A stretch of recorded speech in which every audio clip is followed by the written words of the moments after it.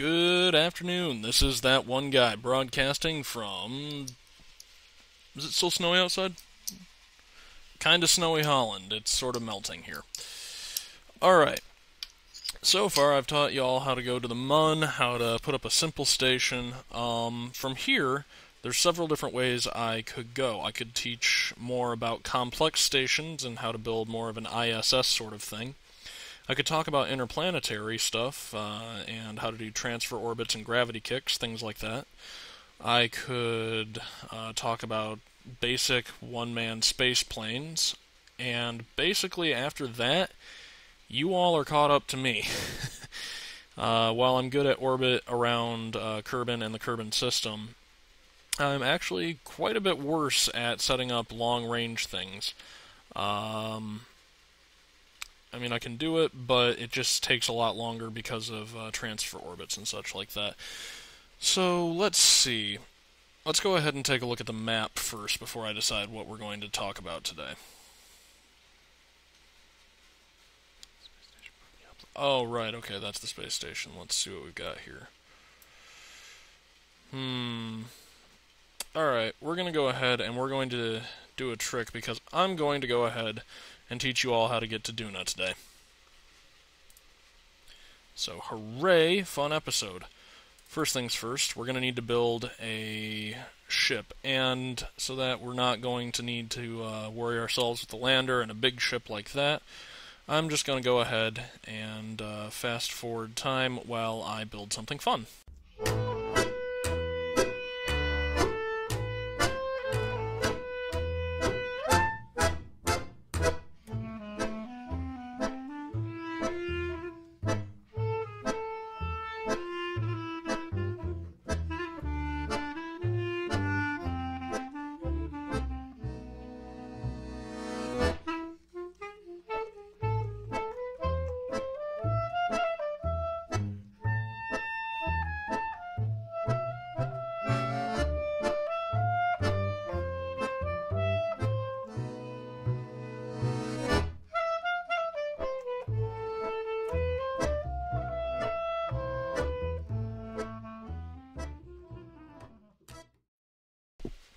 Okay, and this is our surface probe right here.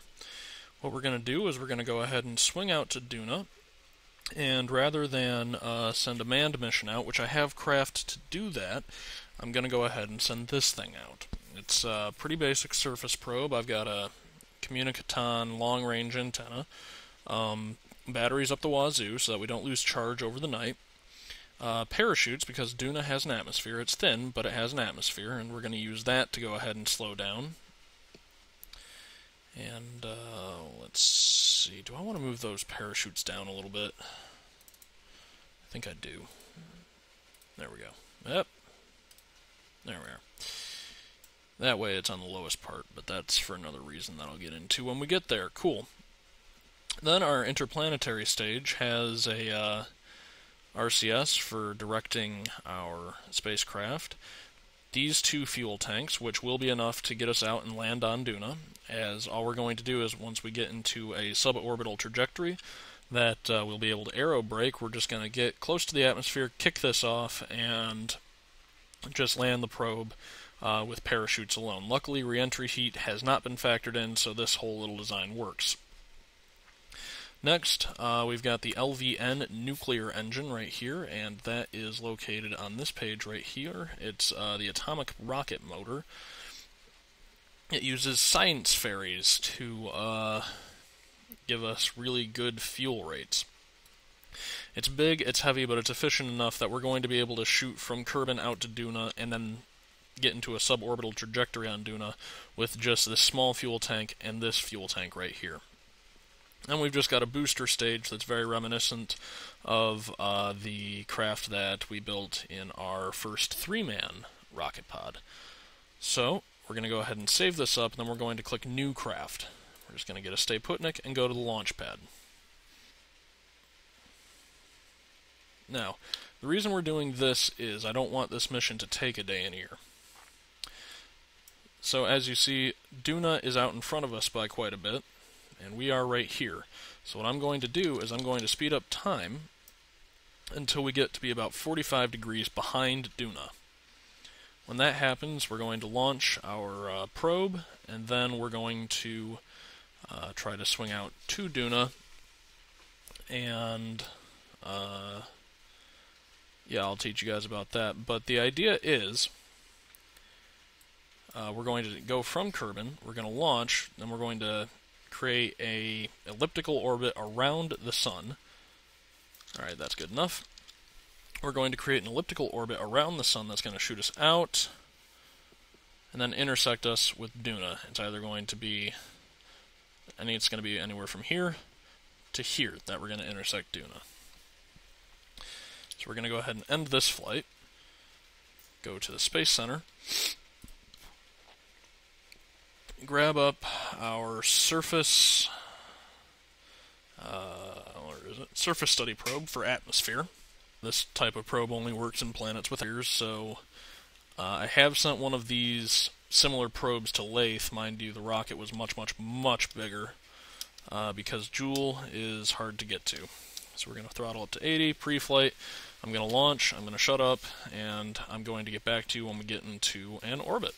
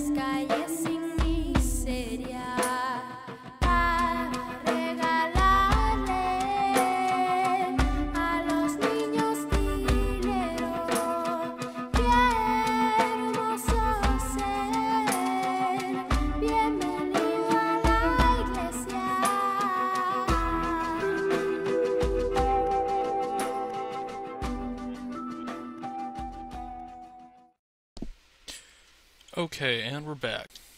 And what we're going to do is we're going to go ahead and set up a maneuver.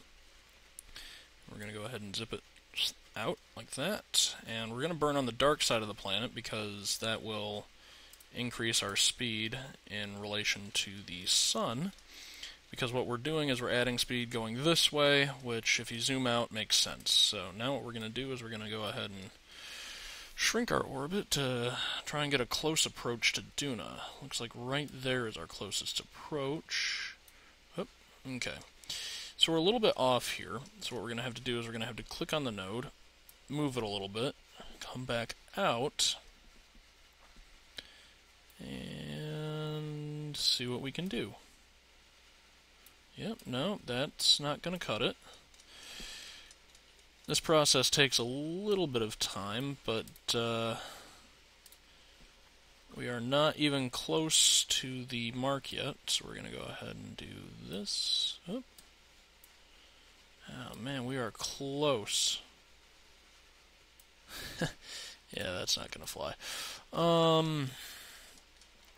Alright, let's go ahead and try this. Putting one back here, see what that gets me. And this is a lot of trial and error, and I mean a lot of it. Oh, not even. Wow.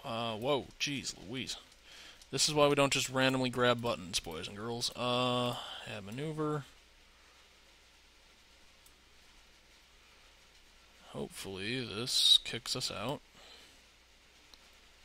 to the point that we need to be at. Oh my goodness. If this works, it's going to be a long flight. Okay.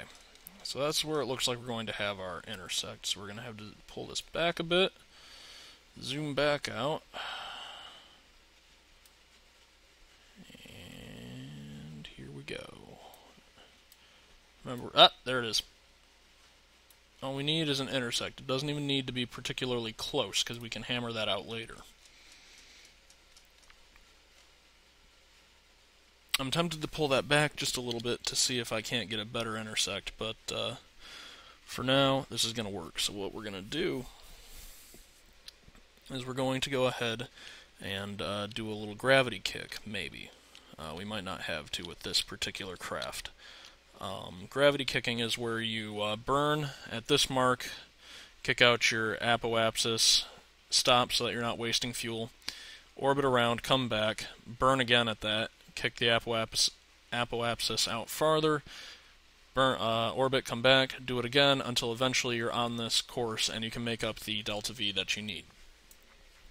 So what we're going to do is we're going to go ahead and we're going to time compress until the target, or the node indicator, is at 30 degrees.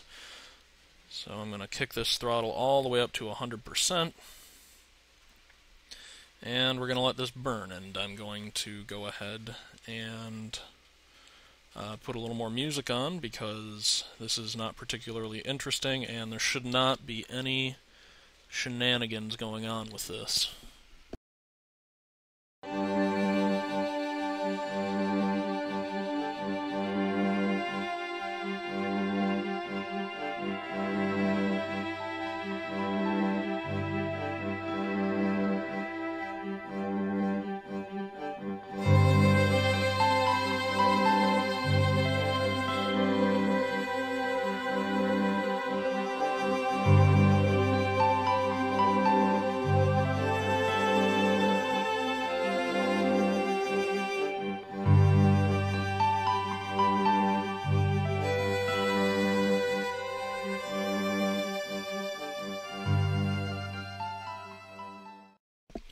Alright, and I'm back. What happened is I got rid of my maneuver nodes so that I can use real-time data to target myself to have a Duna capture.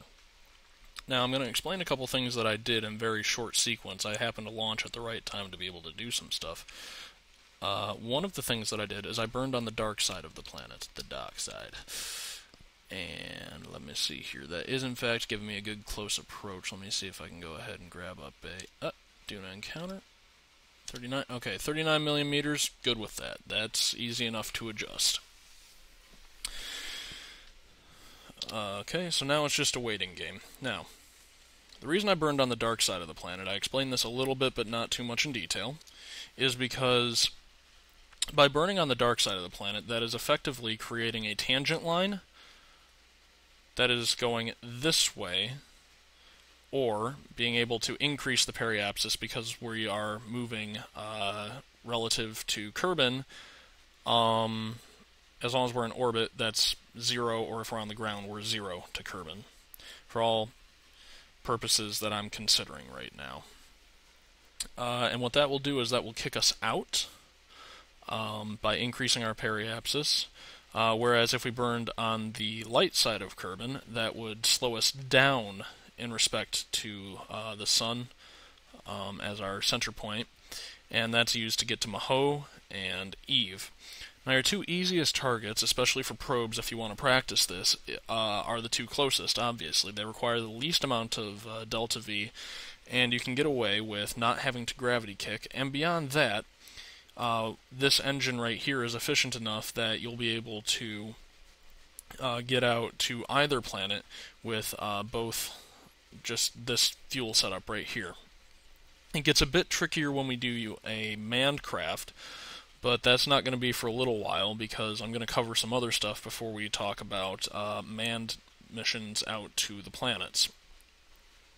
And the reason for that is this is just getting your feet wet with interplanetary stuff, and we would have to wait for the planets to realign to go back out to Duna, which is my personal favorite planetary target, and I can make literally an entire hour-long video, including with speed-ups, about how to get there, and line up with the equator, get into the proper orbit, that kind of thing.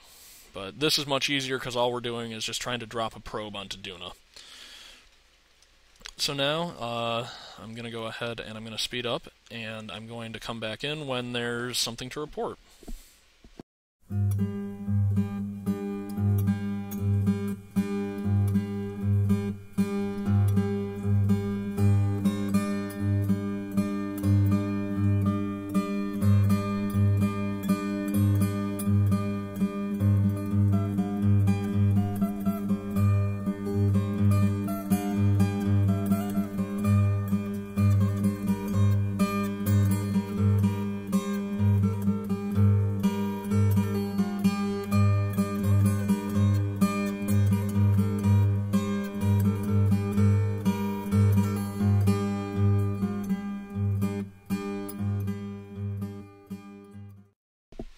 Okay.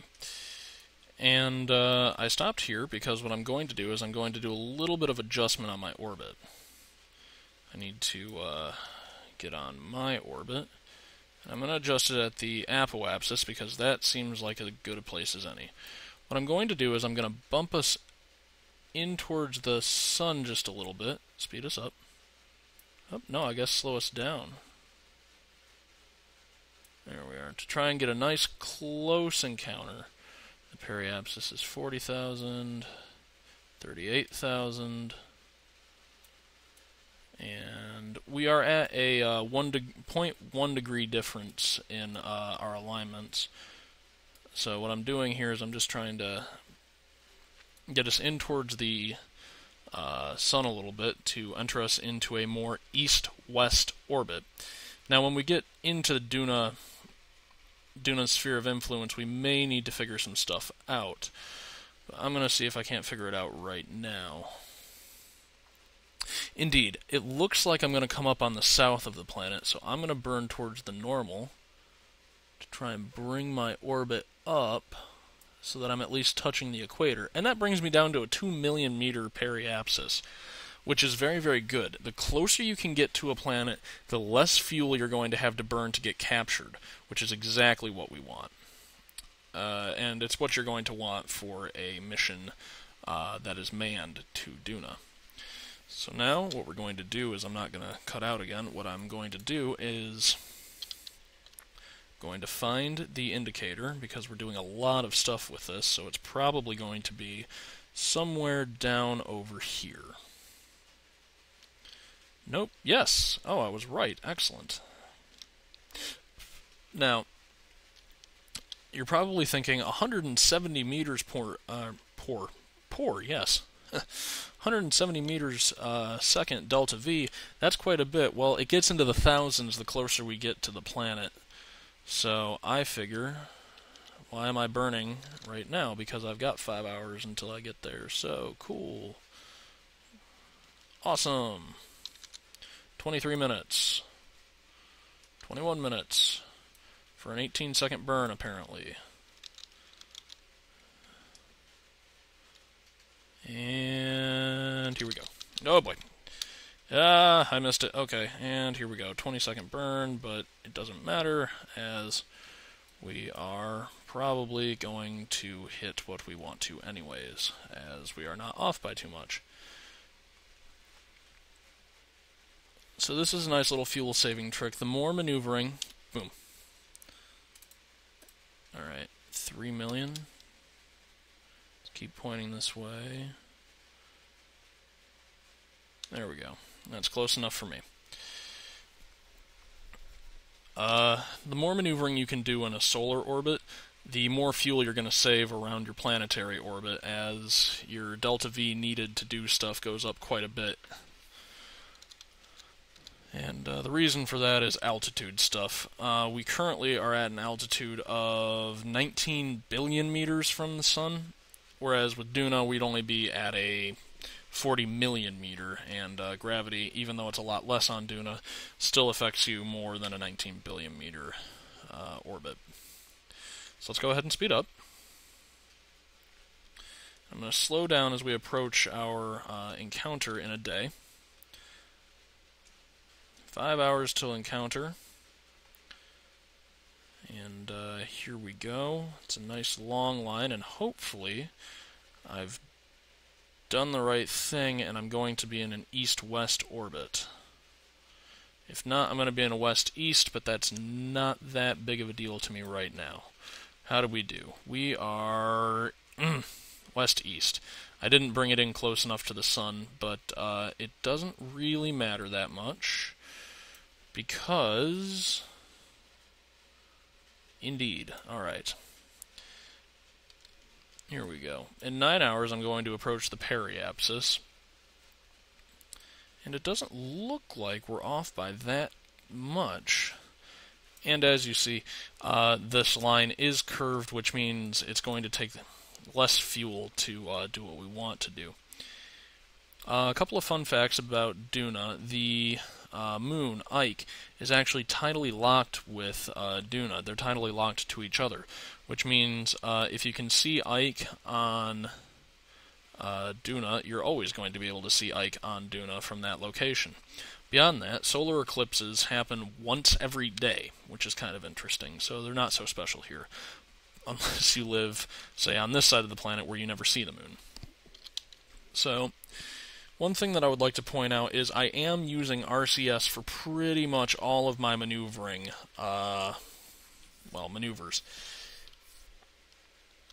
And that is because the probe body doesn't really have any sort of magical space propulsion that we use to correct orbits. So here we go. We're burning at full throttle, and our escape is going up from 10 hours, and eventually it's going to go away. And again, what we're doing is we're trying to increase our periapsis out to here, using Duna as a focal point for a gravitational slingshot hiccup. And yep, this is just a fairly standard burn. We should be close enough to the planet that we can see a pretty impressive view of what we're going to be landing on. And if I remember correctly, Ike should be the North Pole. Ike should be somewhere over here unless we are on the non-Ike side of the planet. Okay, so... oh, South Pole, righto. So Ike is right there. There it is. There's Ike. 2 seconds. Alright. So yep, there's Duna. Pretty cool. This is the first planet that, if you're following this tutorial series, you're going to go to besides Kerbal. You could go to Eve, but if you've just started a file and you haven't really been fast-forwarding it too much, Duna comes into optimal range before Eve does. Let's see where Eve is right now. Eve is actually approaching the 45 degree behind Kerbal mark as we speak, and that's the optimal time to launch for Eve. You always want your inner planet to be about 45 degrees behind your outer planet for Duna and Eve travel. It gets a little more complicated the farther away the planet is, but that's math stuff. So hopefully I didn't screw the pooch on this one, and I actually have enough fuel. I should, but I'm getting a little worried. Oh yeah, we're good. I'm going to get captured. Boom, captured. Sweet. Cut engine. Now, let's go ahead and I'm going to teach you something. Oop, didn't want to add a maneuver. Zoop. I want to set... no. I want to set Ike as the target just to see how we're doing. Let's see, ascending node. I'm trying to think if I want more of an equatorial landing site. I do. What we're going to do is we're going to add a maneuver, and I want to just see how much delta V it would take to change this. Oh, that's not bad. That is not bad, but it kicks us out of Duna orbit. There we go.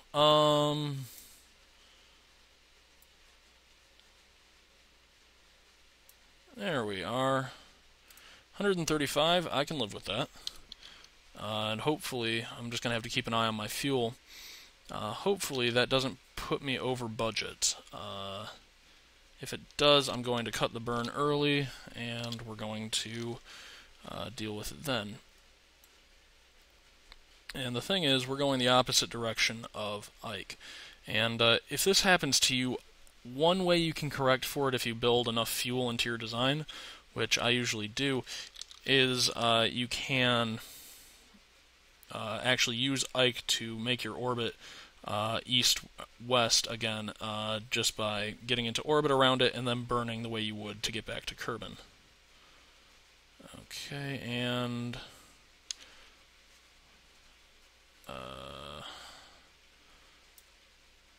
that's good enough for me. We've only got a 4 degree difference here, 3 degree difference. Even though it looks like we're going to intersect that, we're not. We're going to come out to here in 1 day. And we're going to go ahead, and when we get out to here, we're going to burn until our periapsis is at 5,000 meters, because the atmosphere here is a lot thinner and a lot smaller. So here we go. Do that. And we're going to point to other way. No. Yeah, okay. I'm used to the 90-degree orbit. We're going to point retrograde when we get out to the apoapsis.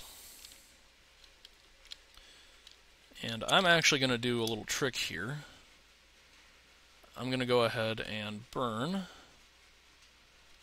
till the periapsis reaches 7,000 meters. Unset target, thank you very much. Till we get down to 7,000 meters, and the reason for that is when I get closer to Duna, I'm going to burn my engines and drain the tanks so that I'm not,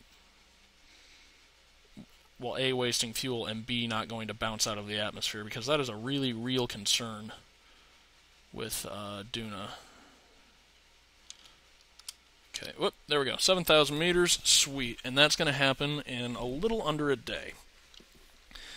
Now, the reason you want to be out here to land, and this works for returning to Kerbal as well, it takes less delta V and therefore less fuel to affect your periapsis. It's the same principle with circularizing your orbit, except now you're using it to ellipticalize. That's a word now. Cool. Let's go ahead and speed up the camera. Time rate, compression, thing. Shut up, I speak English. And here we go. We're coming in, and the downside to this is, and this is why you want to get into an east-west, an east-to-west orbit. East to west, no, west to east, I'm sorry. You want to match the rotation of the planet is basically what that translates to. Otherwise, you have to factor that into your landing. And here we go. We're about to get blocked by the planet and start chewing through electricity. And here we go. Looks like we're going to do a nighttime landing, which, as unfortunate as that is alright. The sun will eventually rise, and it looks like we're going to maybe be able to see Duna from our landing site.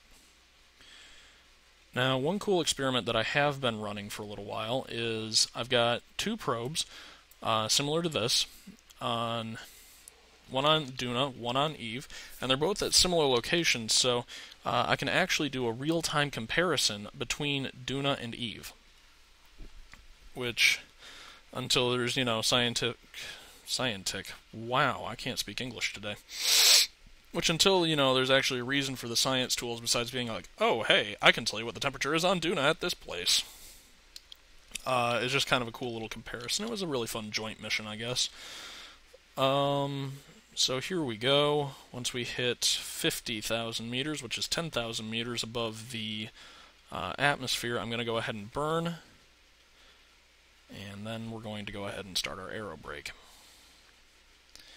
So, yep, we're coming. We are screaming in. And, oh no. Oh no, even if I land right here, it's just going to be night for the rest of the... Son of a gun, this is why you want to match the orbit of the planet. Technically, I could have turned it around out there, which, again, if you run into this sort of problem, there's another way to correct it besides using... shut up and take my money.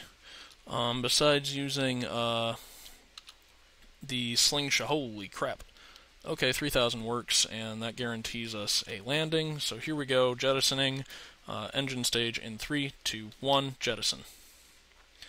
Now what we're going to have to do is we're going to have to keep this probe steady as we come down, hiccup. And we're going to need to deploy the parachutes around 15,000 meters. Now, again, as I was saying before, stuff started happening fairly quickly. When you are going the wrong way, you can actually use the extreme apoapsis technique to only have to do about 100 meters per second of delta V in order to change your orbit direction, which is another way to correct it. Either the Ike method or the extreme apoapsis method work. I prefer extreme apoapsis. I've used Ike before, but the extreme apoapsis actually helps you out with a bunch of alignment stuff as well. In that you can almost come to a dead stop in space, start falling straight down, and then adjust your orbit accordingly. Here we go. Coming in. The ground is not too detailed yet, and we're still just absolutely screaming in. Even though I did a braking maneuver right before the atmosphere as well. So let's go ahead and deploy the parachutes, even though I don't know what altitude there will be enough atmosphere that they pop out. It shouldn't cause the old glitch of when they popped out, you lose everything underneath the body. I've done a couple of these before, and I've never had that problem happen to me again. But this right here is specifically why you want to do a periapsis instead of a direct descent suborbital trajectory. There we go. I can go ahead and turn off the SAS. And these parachutes will slow us down quite a bit, and from here on out, it's just a matter of landing. Now, again, it's going to come out in the dark, but we've got enough batteries that we can take care of that, and it does look like we're going to see Ike in the distance. And so far, this mission has been going for a little over 3 months. The entire Duna mission takes about a year. In alignment and other such things that need to happen. And here we go. We're slowing down enough that we're not going to die when we hit the surface. The radial parachutes work great for this. The only thing is, in real life, they would definitely get caught on the antennae and such like that, so that is one way that this game is not totally realistic, but you know what, I'm fine with that. If I wanted total realism, I would play Orbiter 2012 or whatever we're up to now. It's kind of fun, you can actually see the sun on the inside of the parachutes, even though it's through the planet. Oh, there we are. Parachutes popped. I have no idea how much farther we have to go till we get to the planet's surface, but we're falling at a nice 4.8 meters per second. When we touch down, I'm going to crack open a drink, and I should probably get that. I'm going to crack open a drink, have a celebratory swig.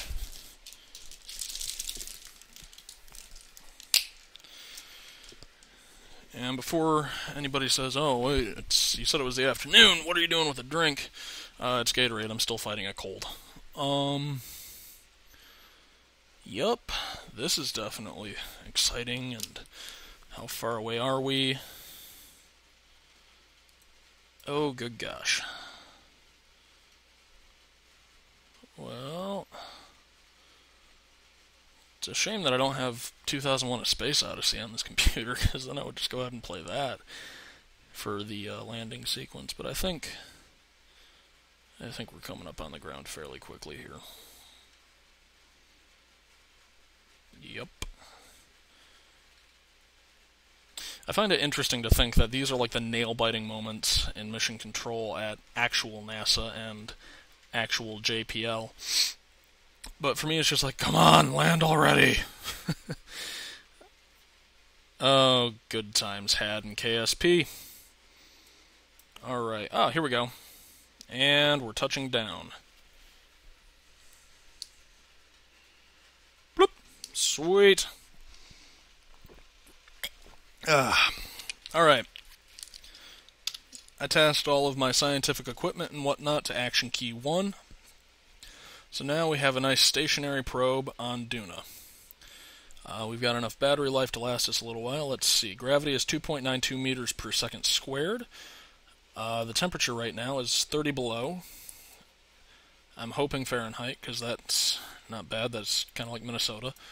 0.3 G, but yeah, we knew that already. And then our air pressure is 0.1410 atmospheres.